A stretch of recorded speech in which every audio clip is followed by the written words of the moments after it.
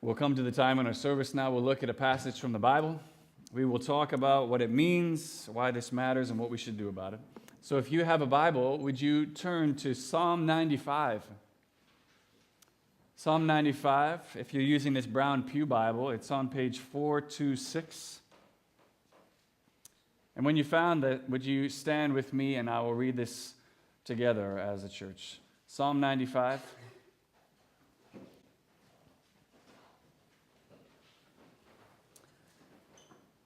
The author is not listed here, although in Hebrews it ascribes it to David. Let's read together.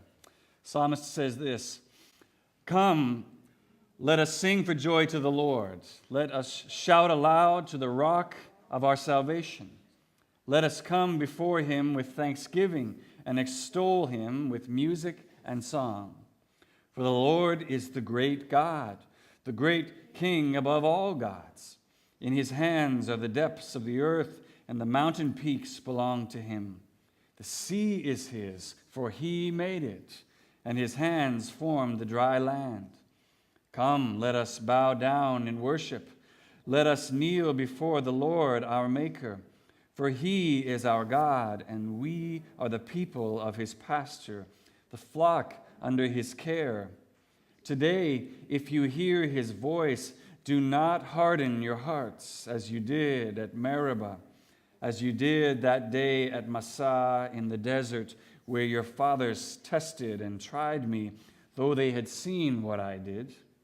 For 40 years I was angry with that generation.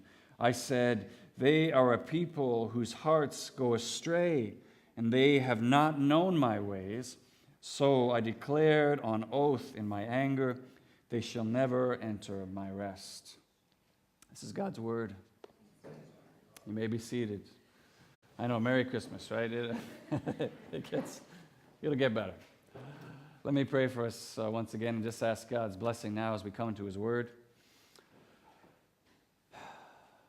Living God, we come now to what I believe is your living word, a word inspired by your Spirit, and that is an eternal word. Not some ancient historical document, but a living word that you want to speak through this morning to each of our hearts. I believe you've brought each person here sovereignly for a purpose, and I'm asking that you would accomplish that purpose in each one of us. You tell us when you send out this word, it does not return void. It accomplishes the purpose for which you sent it.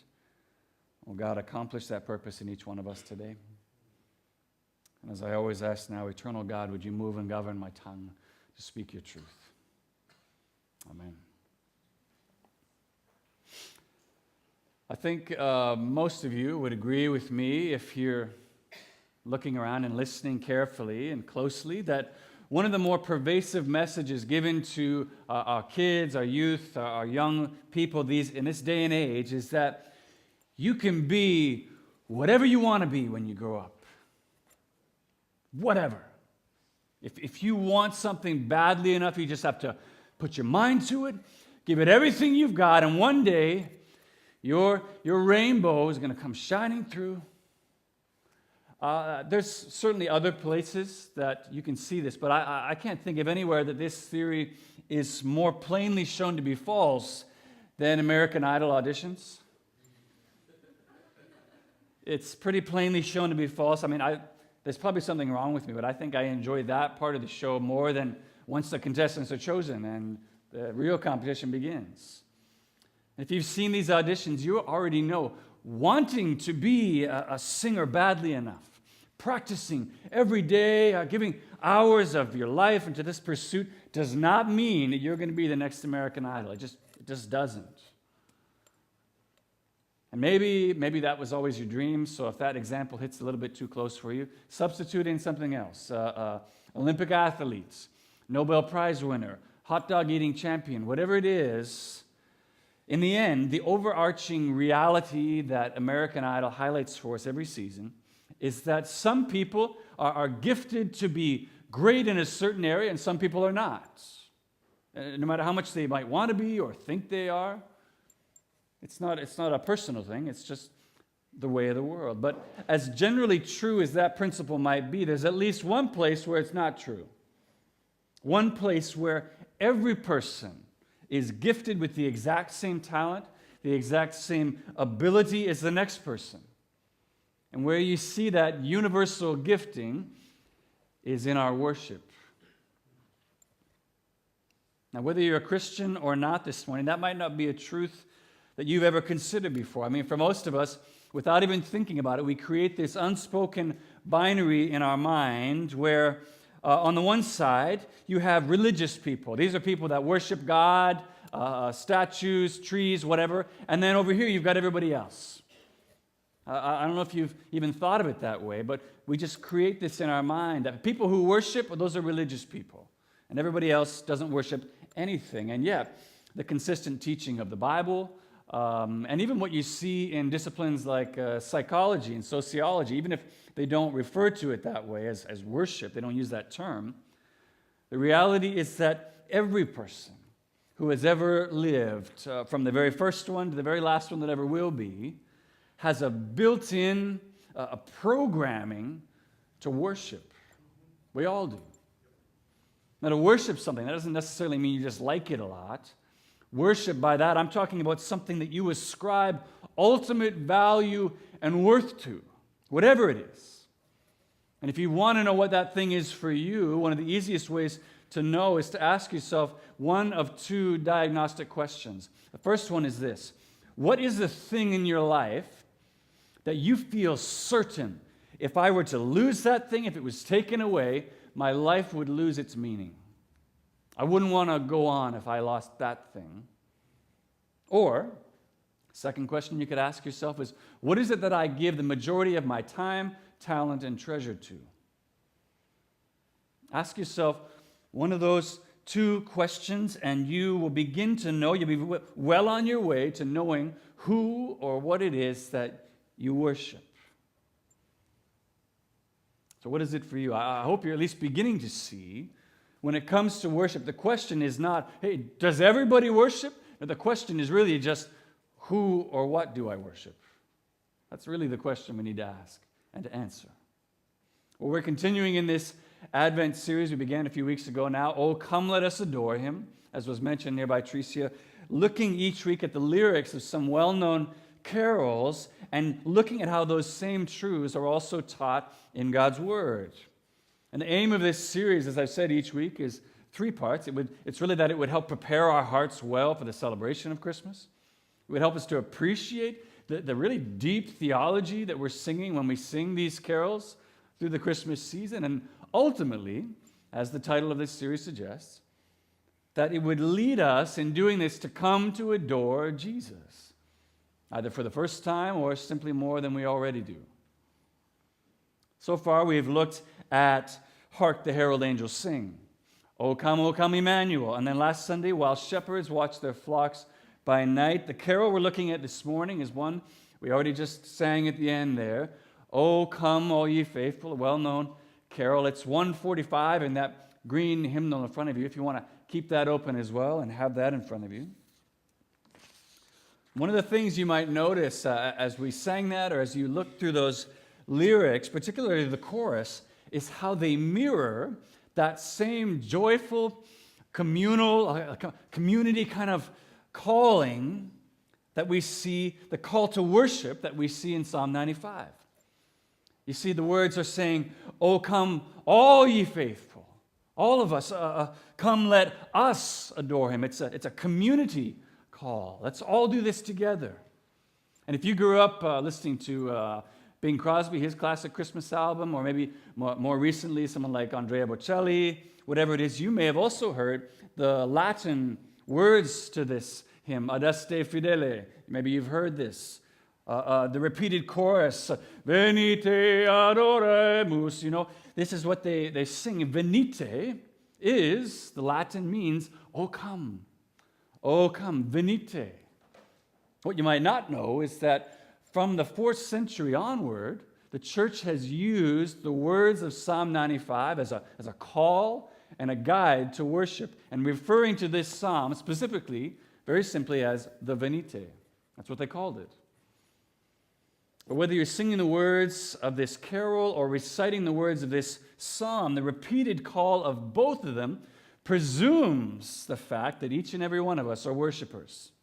It presumes it. It doesn't say, hey, if you happen to be a religious person, if you're one of those people who worships things, you come and worship. No. It says, all of you, you are worshipers. I'm inviting you in now to come worship this thing that I'm showing you, the thing that I'm going to present to you. Come and worship.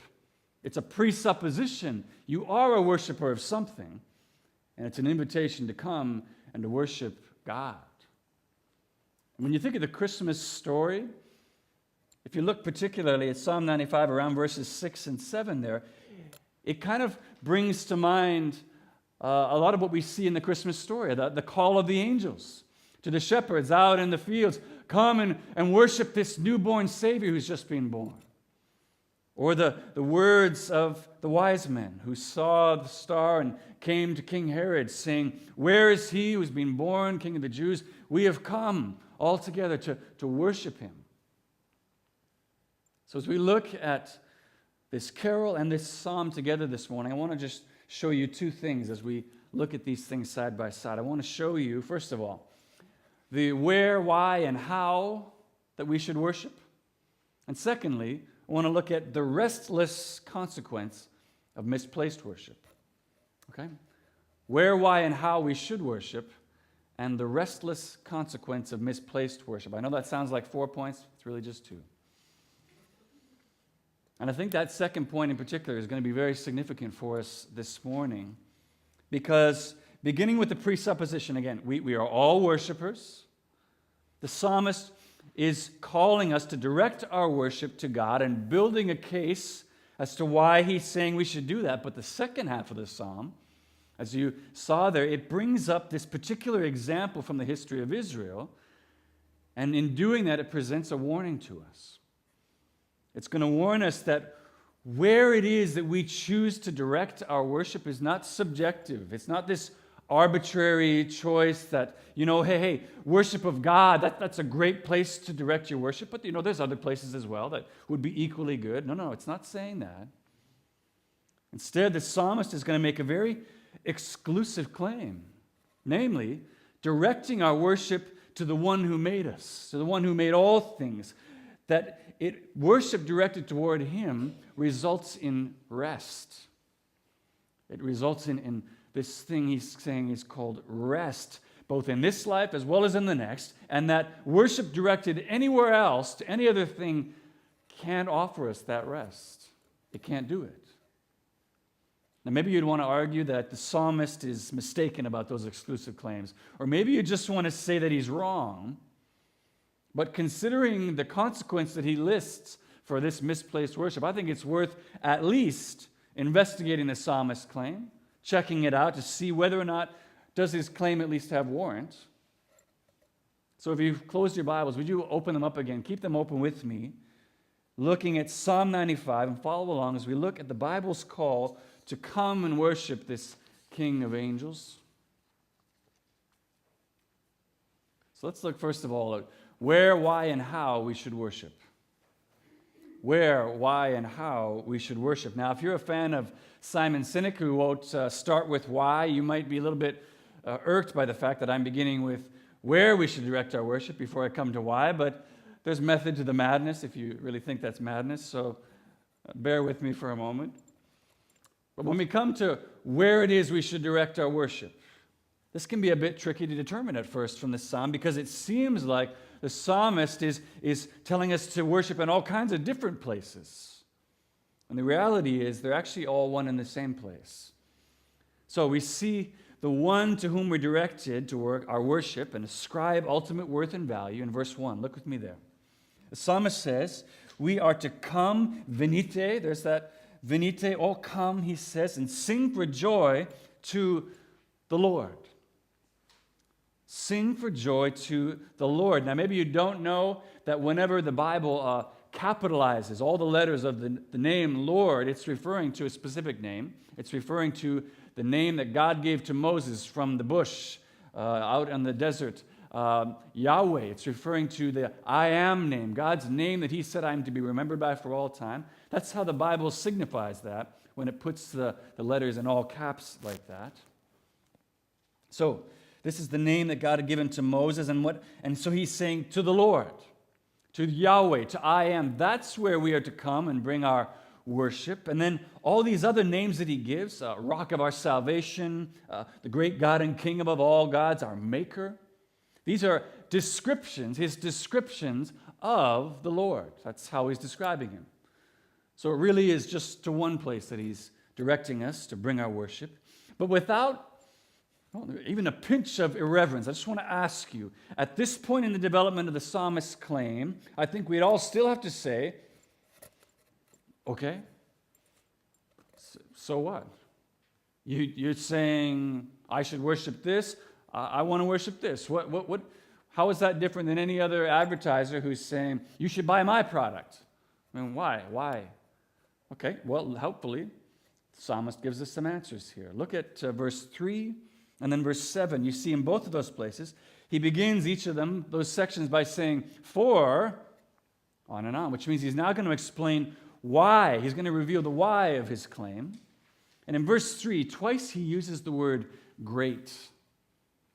Great. He says he is a great God, and then the great King above all gods, which in the Hebrew doesn't just mean, hey, really, really good. In the Hebrew, to call him the great God means that he is remarkable, that he is out of the ordinary, that he is unique from all other things. So what's so remarkable about him? Okay, let's see. Look, first of all, at verses 4 and 5. He says, in his hand are the depths of the earth. The mountain peaks belong to him. Verse 5, the sea is his, for he made it, and his hands formed the dry land. The psalmist here, he's using a literary device we've talked about a number of times, if you've been here for any length of time, called synecdoche. I just like saying that word, synecdoche, where you take one part of an object and you highlight that to talk about something else in its fullness. So when I talk about tickling the ivories, I'm not talking about piano keys floating in the air. I'm talking about a whole piano. I play the whole piano. This is what he's doing. He's using different pieces to highlight the whole of creation. So the first thing the psalmist is saying as a warrant to his why we should worship, why we should direct our worship to God, he's basically saying, just look around you. Just look around. Everywhere you could look. Everything from the deepest depths you could dig down to find, to the highest mountain peak you could climb, from the seas to the dry ground, everything below and above and on them. God made all that, and it belongs to him. That's why you should come and adore him. And then, before we even have time to be like, wow, that's a lot, he hits us again, verse 6. Look, he says, come, let us bow down and worship. Let us kneel before the Lord, our Maker. Our Maker. So here the psalmist's claim is that God didn't just make heaven and earth and everything in them. He made us. You, me, every person that's ever lived. He is the Lord, our Maker. He made us. And much more than just a divine watchmaker who winds us up and winds up creation and then sits back to just see how it's all going to work out. No, verse 7 there tells us he's actively involved in our lives, leading us and guiding us like a shepherd with his sheep.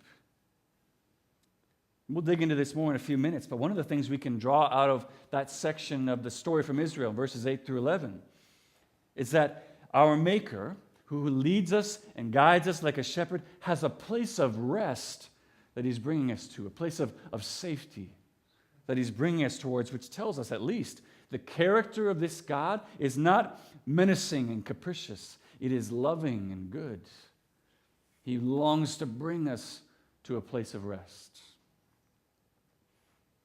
Now, as incredible as that description sounds, as he gives us this why we should worship this Lord, these are still, at this point in time, these are just claims he's making, right? These are campaign promises.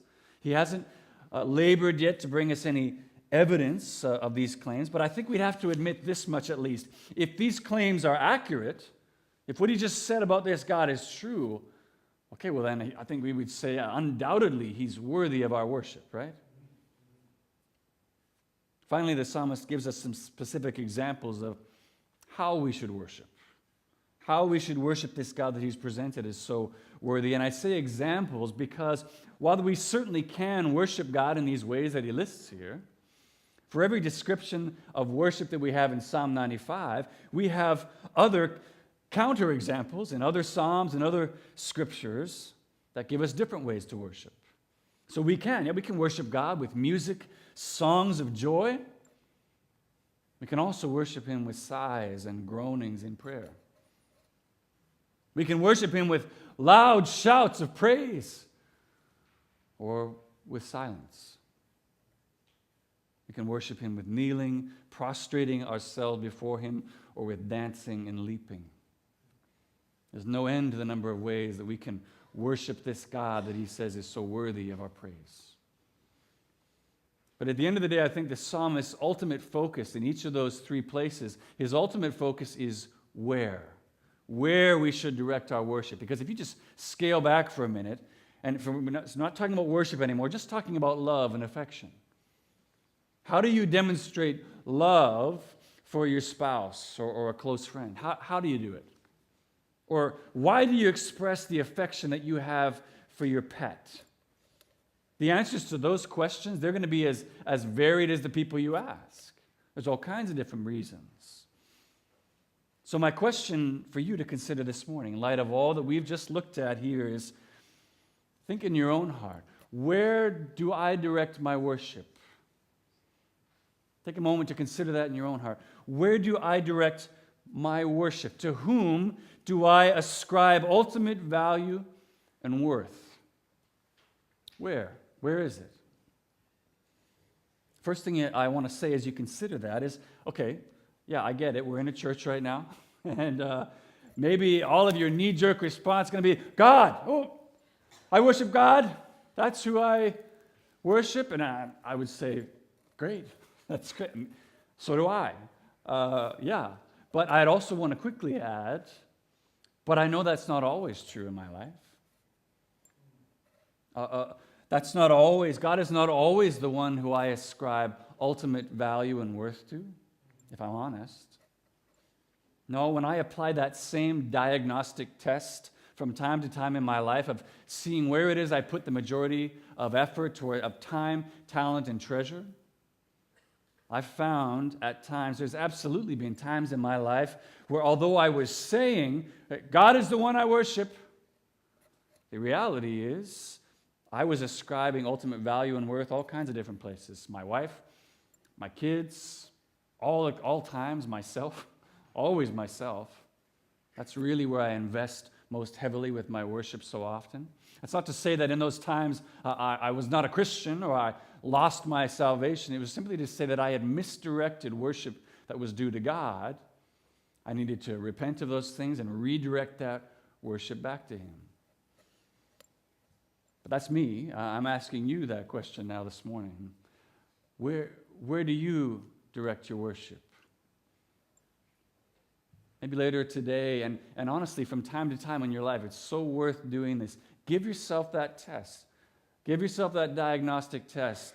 Where do I direct the majority of my time, my talent, or my treasure? Those things reveal what's of most value in your life. And if it's not God, then reorient. He is a gracious God. He's not sitting there with his arms crossed. He's there longing for you to come back.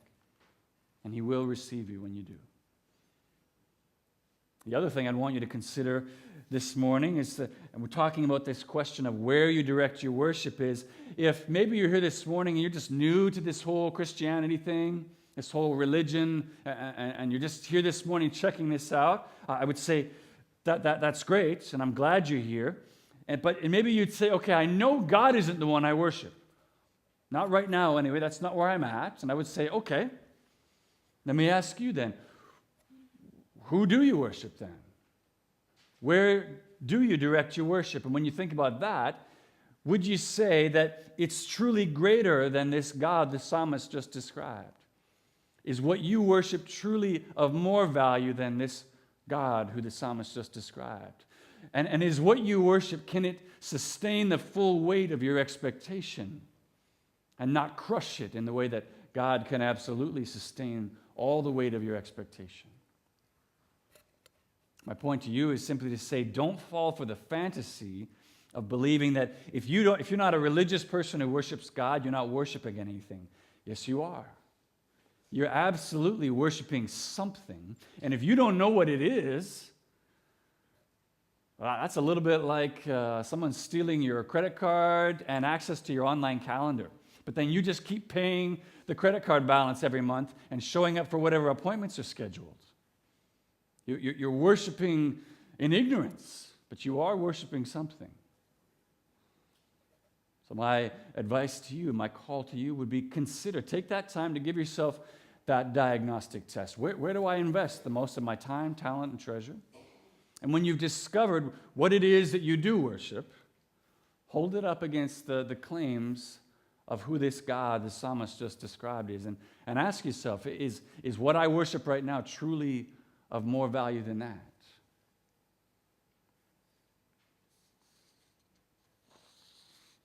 Okay, so that's where, why, and how we should worship.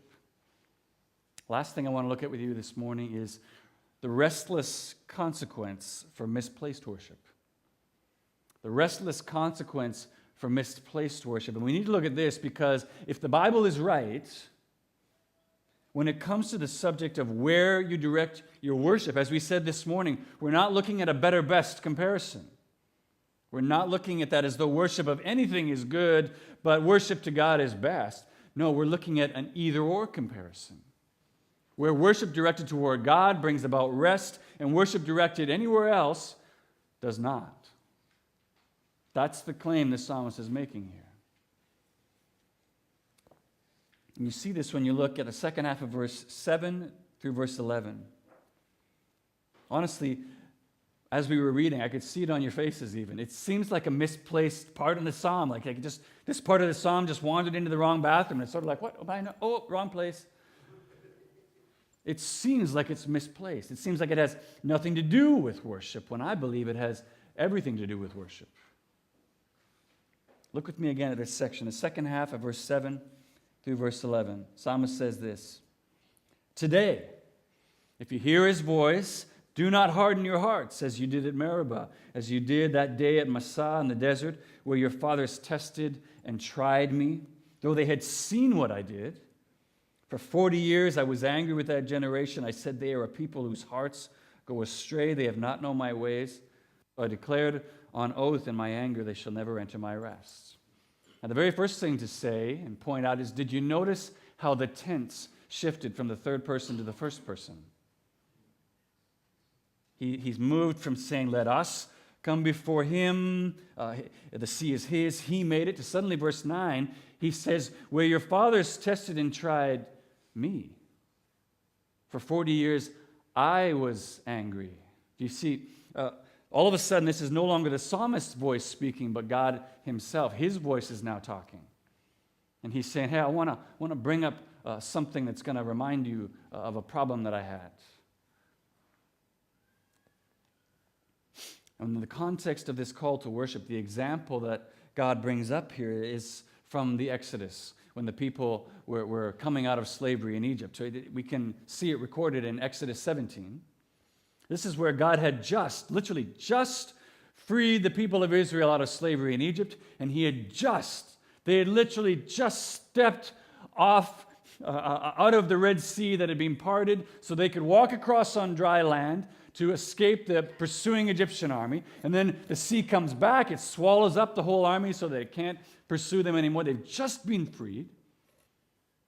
And yet, although they've just watched all this happen with their own eyes, they've seen firsthand that the Lord truly is the great God and King above all gods. That's what God means in verse 9b when he says, they saw what I did. They were there. They just watched it.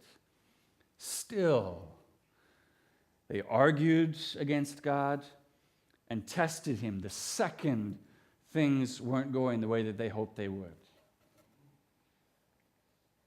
That's what the terms Meribah and Massah mean. They mean quarreling and testing. So, the people are hungry. They've just been traveling. They're hungry. But rather than saying, well, look what God just did to rescue us. Obviously, he can provide food for us. Instead, they complained to Moses, saying, what, did God just bring us out in the desert to starve? At least in Egypt we had food. Or the people are thirsty. And rather than saying, man, look at God's power over water, look what he can do. Obviously, he can satisfy our need and our thirst. Instead, they say, well, is God with us or not? We're thirsty. Or when God brings Israel right up to the edges of the promised land, this place of rest that he's bringing them towards, rest from fear, rest from wandering in the desert that he's longing to give to them, rather than saying, man, who cares how big the Canaanites are? Look at what God did to the Egyptian army. Instead, they rebel against God and Moses and will not enter into the land. So although that people of Israel, they might say God is the one that they're worshiping, the one that they're trusting, and it's clear, their worship and their trust is truly somewhere else. Or it's so fickle. In most cases, their trust and their worship just happens to be in whoever's supplying their needs at the moment. If God's supplying my needs, okay, I worship you. This golden calf is supplying my needs, okay, now I worship you. It's all centered around meeting my needs and giving me what I feel like I need in the moment. But if the whole purpose of whatever God you say you worship is about serving whatever needs you might happen to have in a given moment, honestly, ask yourself, who is it that's truly being worshiped? What's truly of ultimate value and worth in that arrangement? Isn't it you? What we can draw from this, first of all, is that true worship directed towards God is not only a matter of words and performing actions. It's not you saying, I love God. It's not you showing up for church every Sunday alone. It's also a matter of the heart, a matter of the affections. That's why God describes misplaced worship in verse 10 there as a people whose hearts go astray. Or later in the New Testament, Jesus quoting the prophet Isaiah and his condemnation of Israel, stating, these people honor me with their lips, but their hearts are far from me.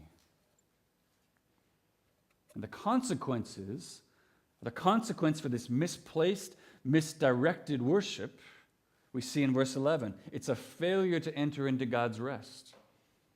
That's the consequence for misplaced, misdirected worship. Now, don't miss this because it's easy to get confused in this moment. This consequence for Israel's misplaced worship, not entering into God's rest, is not necessarily a judgment from God as much as it is the natural consequence of seeking to find rest, seeking to find their rest in something or someone other than God. Which is why I said a minute ago, where you direct your worship is not a better, best comparison. It's not God sitting there saying, okay, you want to go over there? I mean, those places over there, that's not as restful as the one I provided. No, God is saying, there is no rest apart from me. You're not going to find it in worship of anything else. So it's just a natural consequence. Failure to worship him results in not entering into his rest. He's saying, apart from acknowledging your inability to rescue yourself and placing your hope and trust in me alone, anything else you worship, anything else you give ultimate value to, seek to find your rest in, will only leave you continuing to wander in the desert. C.S. Lewis put it this way. He said, all that we call human history is the long, terrible story of man trying to find something other than God which will make him happy.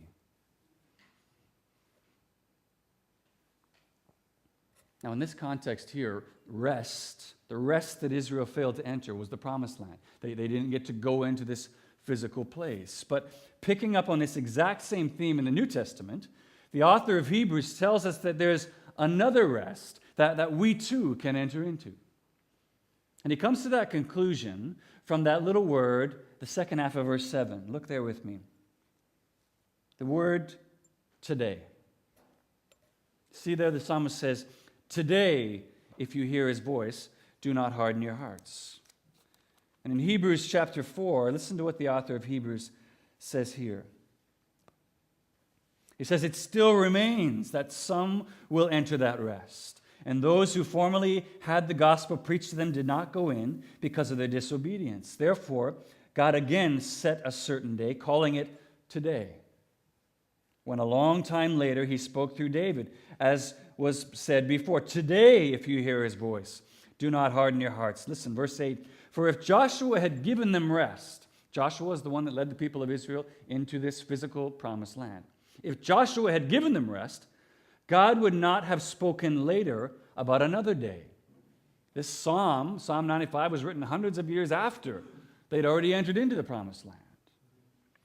Verse 9, there remains then a Sabbath rest for the people of God. For anyone who enters God's rest also rests from his own work, just as God does from his. Let us therefore make every effort to enter into that rest, so that no one will fall by following their example of disobedience. Do you see his point? He's saying, if God's rest was just about Joshua leading those people into a physical place, the promised land, it would make no sense, hundreds of years later, for God, speaking through the prophet, to say, today, if you hear his voice, don't harden your hearts like the people of Israel did, and miss out on the rest God has for you today. So it means there must be a greater rest, a superior rest to which we enter in than a physical promised land. There must be something more that promised land was simply pointing us to, pointing ahead to. What is that other rest? What is it? What is the rest that Hebrews is talking about? I think it's there in verse 10. He says, for anyone who enters God's rest also rests from his own work, just as God did from his work. So the rest God gives us is rest from our working. Okay, working for what? Working to find rest. We rest from working to find rest, to find peace. Peace from our wanderings, to find fulfillment in our lives. We rest from that, which is what every other person or thing that you worship or you give ultimate value to is seeking to find. You're seeking to find that rest in something. You're seeking to find that peace somewhere. And yet over and over again, eventually, those things that we worship that promise to give us rest, that promise to give us fulfillment, they fail, they break. They don't give us the rest and fulfillment that they promised. So, it's only in believing the gospel. It's only in believing the good news of what God did in sending Jesus to earth, freeing us from our slavery to sin, that we truly find rest. Why? Because Jesus' work on the cross, his working for us, is fully sufficient to save us and secure our entry into God's rest. He's the one that secures our entry into that rest, so we don't have to work for it anymore. And when we see what he's accomplished for us, and our hearts are softened to believe in him, then we truly worship him from the heart. We worship him from the heart, not to earn our access into God's rest, but because in Jesus, he's already accomplished that access for us.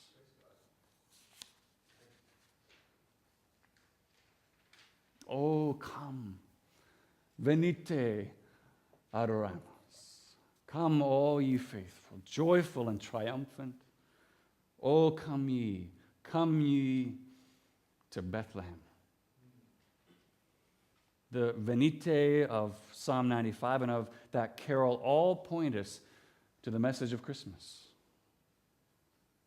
Like the angels lifting up or lighting up the sky outside Bethlehem, appearing to the shepherds, that the star over the stable in Bethlehem, calling to the wise men, all of them together, calling us to worship this great God and King over all gods, now in flesh appearing. Come as a tiny baby, not simply to dwell among us, but to work on our behalf, and to lead all who worship him from the heart to find the rest in him that's only available in him. Because you see, this same Jesus, Before completing his work on earth, he spoke his own venite to all who would hear his voice, saying this, "Come unto me, all you who are weary and burdened, all you who are working so hard right now to find rest in all these places that won't give it to you. Come unto me, and I will give you rest. I'll give it to you. It's right here, and it's only available in me." Today, if you hear his voice, come. Let us adore him. Let's pray.